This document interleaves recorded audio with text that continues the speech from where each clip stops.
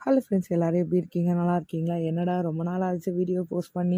ஒரு 1 வீக் மேலே இருக்கும்னு நினைக்கிறேன். ஆக்சுவலாக ஊரில் ஒரு விசேஷம் இருந்தது. ஸோ அதுக்காக தான் ஊருக்காக போயிருந்தோம்.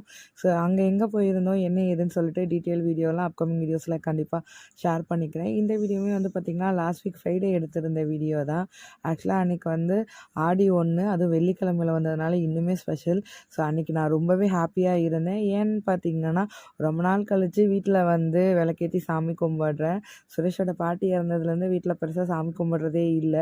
ஸோ இதுக்கப்புறம் ரெகுலராக சாமி கும்பிடலாம் அப்படின்றதுக்காக தான் அன்றைக்கி ரொம்பவே ஹாப்பியாக நான், கிஷோர் எல்லாமே சேர்ந்து தான் பூஜை ரூமில் இருந்த வேலை எல்லாத்தையுமே பார்த்து வச்சுருந்தோம். சார் விளையாடிக்கிட்டே கொஞ்சம் கொஞ்சம் என் கூட ஹெல்ப் பண்ணிகிட்டே இருந்தான்.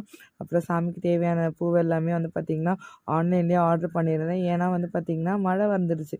ஈவினிங்காக கடைக்கு போய் தான் வாங்கலான்னு சொல்லிட்டு பார்த்துருந்தோம். அப்புறமா ஆன்லைன்லேயே எல்லாமே ஆர்டர் பண்ணியிருந்தேன். ஸோ வந்ததுக்கப்புறம் எல்லாமே பூஜை ரூம்லாம் அரேஞ்ச் பண்ணி வச்சுட்டு நான், சின்னவன், அப்புறமா கிஷோர் 3 பேருமே சேர்ந்து அழகாக வீட்டில் வந்து சாமி கும்பிட்டாச்சு.